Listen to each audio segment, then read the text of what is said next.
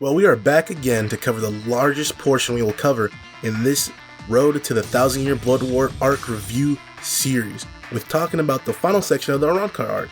After Ichigo defeats Grimmjow and the four captains arrive in Wake of Mundo to provide aid to the substitute Soul Reaper and his ragtag squadron, we pick up with Ichigo going towards Orihime, who is being protected by Ulquiorra, and Aizen with his top 3 Espadas arriving at the fake town to do battle with the remaining members of the 13 Court Guard squad. Will Ichigo be strong enough to defeat Ulquiorra this time around? How will he get to the newest battleground being established in the human realm? How much wood could a woodchuck chuck if a woodchuck could use Bankai? Most of these questions will be answered today as we take a look at Bleach's fake Karakura town arc.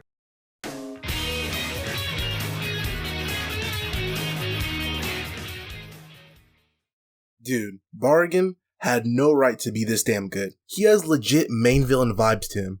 His character design pre and post Resurrección is bonkers. Before he has his Resurrección, his old man swag is off the charts. Dude brings a throne around to sit in just so he can flex on all you plebs how much better he is than you. He is such a beast that his fracciones are beasts too, because they can create a chimera that has no controller whatsoever that is basically like Monster Chopper in Bleach. And this man awakens and turns to Jack Skellington on HGH. He grows even larger in stature, dons a cloak of black flames, turns to a skeleton king, and has the power of time. You want to beat him? Well, you're going to have to enter the Sandman. His time warping abilities are so powerful that he literally couldn't be defeated by other people's techniques. They had to use his own skills to beat him because he was that much of a tank. I'm sad we only got him for such a short period of time, but in my opinion, his fight with Soifone was easily the second best of this portion of Bleach. Y'all remember the big giant man who tried to brutalize Chad and murder Orihime? Remember how he was the number 10 Espada and I thought he was a big jabroni? Well, technically, he was actually the 0 rank Espada, and he can continue to grow his power higher and higher as he battles. That was actually a pretty cool development, but his fight probably would have been boring as he is just a big guy, so he'd be swinging wild punches around his opponents. His opponents, on the other hand, are pretty cool with Byakuya and Kenpachi teaming up to see which one could take down the big ogre in a competition of strength while Kurosuchi watches on. We didn't get to see the fight, but the scene of Kenpachi and Byakuya covered in blood walking away from his corpse is a panel that I won't forget for a long time.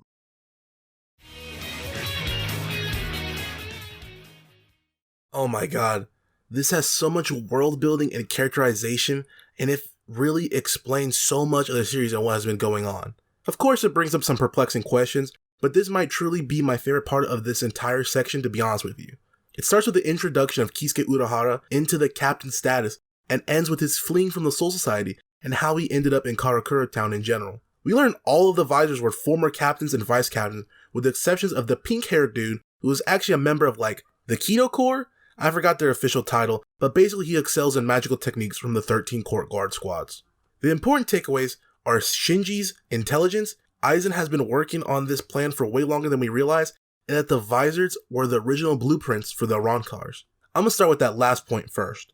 All of the visors we know in the current timeline were all survivors of the experiments that Aizen was trying to perform on regular Soul Reapers, but from what I can infer, didn't survive because they weren't strong enough to have made it through the transformation. Or they were instantly transported to Wake of Mundo using the forbidden magic Pink Dude uses, but when the vice captains and captains arrived and were infected with whatever sort of creation that Aizen cooked up, they were able to take the form of a full hollow. Really don't know what the exact objective of these experiments by Aizen was, but he was planning to kill all the visors then and there before Kisuke stepped in to battle for their lives. Kisuke prolonged the fight long enough to where Aizen wanted to dip out, and he did, and Kisuke attempted to use the Hokyoku to revert their states back to normal, or at least a livable state. We also learned that the Hokyoku was created to strengthen the Konpaku of Soul Reapers, but was able to destroy the border between Soul Reaper and Hollow instead. So it did its job, but with a terrible cost. In the flashback, it's specifically shown to us through Shinji's eyes that Aizen was never to be trusted and was suspected of being up to something since he became a Soul Reaper. Shinji is depicted as a goofball genius because he sniffed out Aizen from the get-go, however made a crucial mistake by keeping him close but not learning about him, and instead, Aizen learned all about Shinji. Even when he knew that Aizen was up to something, like when he caught him spying on the conversation between Shinji and Kisuke, Shinji never knew why he did it, only that he was doing it. If he found out that why, maybe he could have snuffed out Aizen before he ever became the near godly figure we saw towards the end of the arc. This all takes place 110 years prior to the current timeline, and even back then, Aizen was doing work to make Arrancars. How is this man getting away with all of this despite having been plotting and scheming for 110 plus years and dudes just let him get away with it? To wrap up the turn back to pendulum section is the enigma that is Kisuke. Every time we learn more about him, I still don't feel like it's enough. We get to see what he was up to prior to becoming captain and creating the research and development team for the Soul Society, which was being the warden of the Soul Society's prison.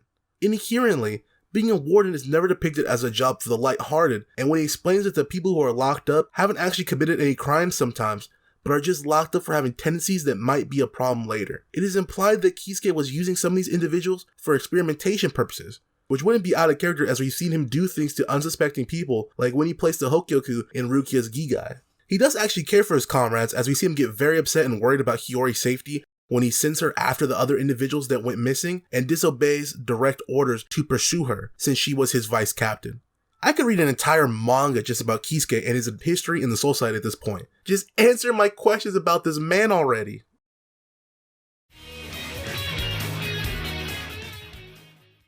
If you've seen all these reviews in a row, you may be asking, why does this have its own section when all of the previous videos have fights built into one section? Well, this fight had so much more to it than just the actual brawl between these two spiritual beasts. It was exactly what I look for in fights. Character development built around external conflict between two individuals. And with this fight specifically, we aren't just seeing the growth of Ichigo, but the growth of Ichigo and Ulquiorra, the Arrancars, who is supposed to be a devil servant incarnate in terms of appearance and attitude. When I read the last section, and Ichigo fought with Ulquiorra the first time that led to his death, I said to myself as if I were Ulquiorra, that's not working on me, I'm not Grimmjow. And that is very pertinent in the battle between the Substitute Soul Reaper and the Espada number 4. Even with the increase of his duration to his holification abilities, the power that comes with it ain't enough to dispatch Ulquiorra like he did in his previous fight with the number 6. The entire fight, Ulquiorra is just so condescending to Ichigo, telling him that the reason he cannot beat him is because he is a human, like he stated previously. But Ichigo has a retort. Have I gotten stronger because I become more like a hollow, or have you gotten weaker by becoming more like a human? While Ulquiorra brushes it off, readers can see that Ichigo, without even realizing it, made a valid statement. We've seen that Ulquiorra has an interest in Orihime and has spent much of his time in Hueco Mundo with her discussing philosophies. You can tell he is interested in human concepts such as the heart. Grimmjow even makes note of this when he states every time he kills someone, he makes the fatal blow in the same exact spot as his hollow hole. In my opinion, he does this because he wants others to feel what he feels. It's a physical representation of the emotions or lack thereof that Ulquiorra lives with. He wants to either feel empathy or have someone feel empathy towards him, because like I mentioned earlier, the Espada do have human emotions, as each one expresses themselves differently. So why would we believe that the number 4 doesn't have any? It's because he does, but suppresses them to be the ultimate soldier for Aizen.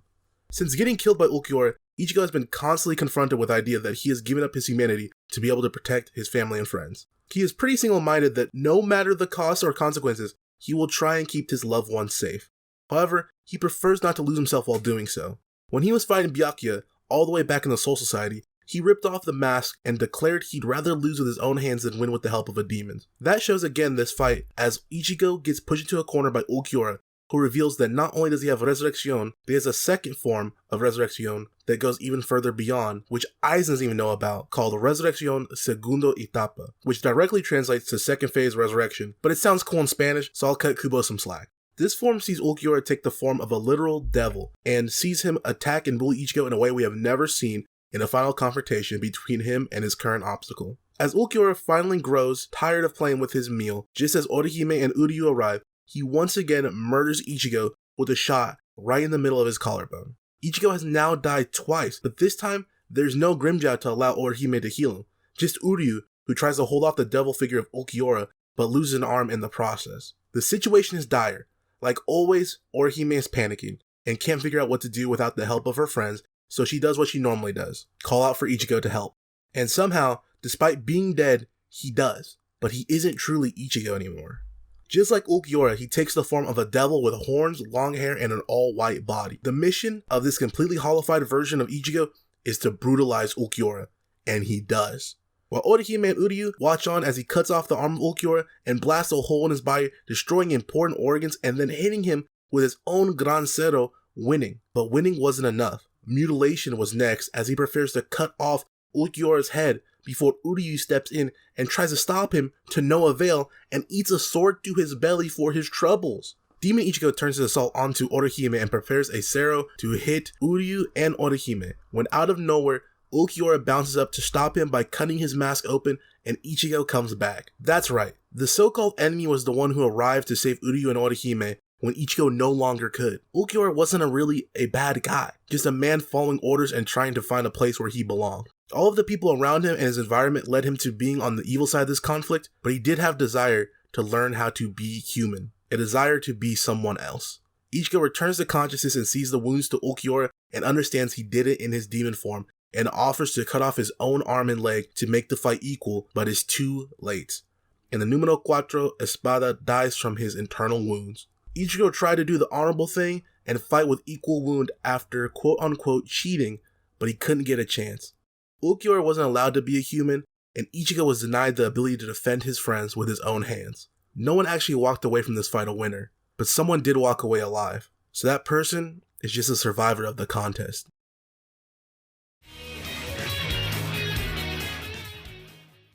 Probably the biggest issue of this section is pacing, and all of it comes from the fact that we have way too many fights that didn't actually develop characters. Now I'll say that while it didn't evolve the characters, it did work as a showcase of power for many of the captains of the 13 Court Guard Squad. But why was it necessary for us to watch fights of lieutenants and them battling fracciones when we have seen Espadas numbered 9 through 5 get killed already? We're working our ways backwards here. I don't understand the point other than giving each character something to do while they were fighting in fake Karakura town. A lot of these fights felt like they were trying to manufacture tension, when in reality, any of the captains could have jumped in and stomped out the fracciones like they were nothing. The fights involving actual Espadas and Aizen pre-Ichigo arriving were all pretty excellent and did a good job of giving us insight into each and every one of the captains involved. Cherry Blossom Captain showed he is actually one of the strongest captains despite his laid-back nature by taking it on the toughest fight with Stark, and Yamato came out looking like a beast going one-on-one with Aizen, who had to come up with a special plan to neutralize him out of fear of being defeated before he fused with the Hokyoku. The most egregious fight from this section, however, is one we didn't even see go down, only the aftermath, which is Ikkaku getting beat down by a fraction because he didn't want to reveal to everyone that he has a Bankai. Really, dude? The fate of thousands of living people and an infinite amount of souls are on the line? You don't want to show your Bankai because you don't want to be a captain? That was awful, and made me actively hate Ikkaku. He's going to have a lot to do to rebound from that for me personally. The Visors pulling up and helping battle the top 3 Espada was some dope shit, man.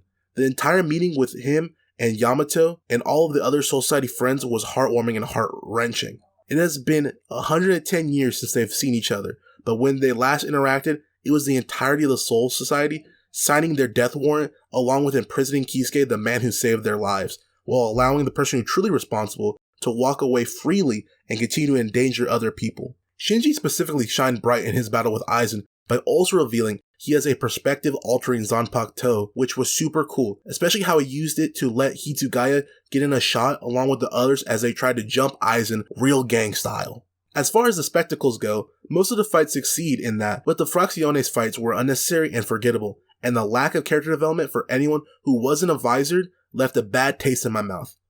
Fights for the sake of fights are not good fights.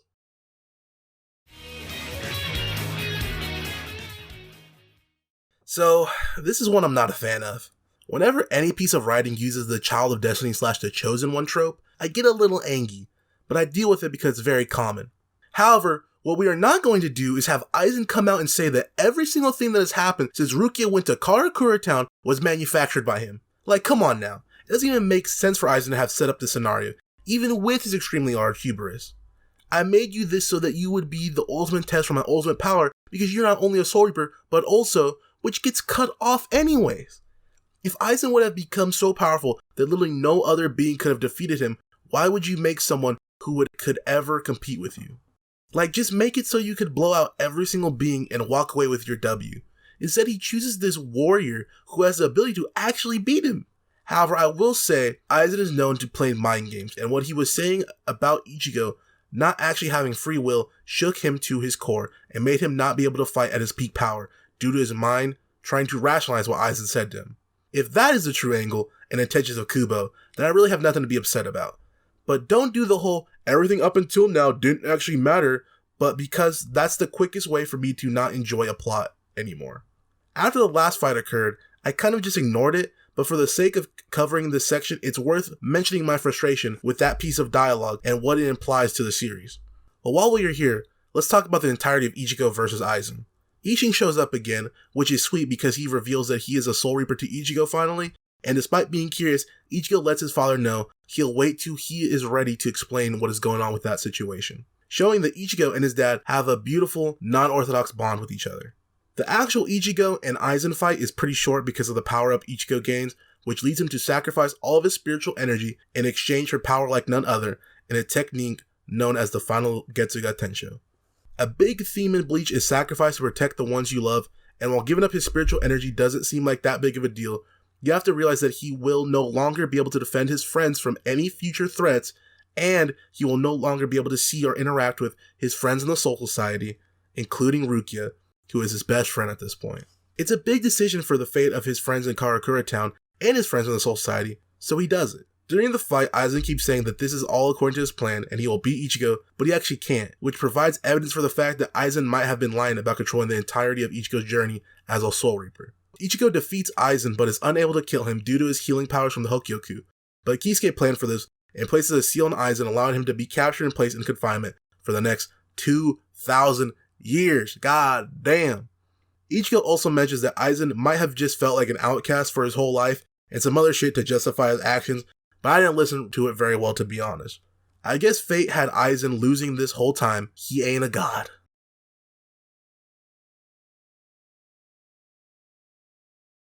The big bad we have building towards for the last 300-ish chapters is now sealed away. The Soul Society must find a replacement captain for Aizen's old seat and begin restructuring after dealing with the Central 46 incident. Orihime is safe and sound, while Nell and the other nice Arrancars seem to be left in Hueco Mundo to live peacefully. But most importantly, our titular hero, Ichigo, is no longer a Soul Reaper. He's just another high schooler in Karakura Town. After having to witness the heartbreaking scene of him saying goodbye to one of, if not his best friend Rukia, we are curious to see what Ichigo will do now. There are like 200 plus more chapters, so I assume he will be getting his powers back some way or somehow. We will find out what Ichigo's father was going to tell him about him being a Soul Reaper and why he didn't disclose that information to him. Aizen mentioned that Ichigo is mixed blood of some kind. What is Ichigo's other lineage? Will Ichigo be wanting to regain his powers out of his own free will, or will an external force drive him back to being Soul Reaper once again to protect his friends and family? All of these questions I am excited to have answered as I enter an arc I have never actually consumed before when we cover the Fullbringer/Lost Agent arc next time on the road to the 1,000-year Blood War.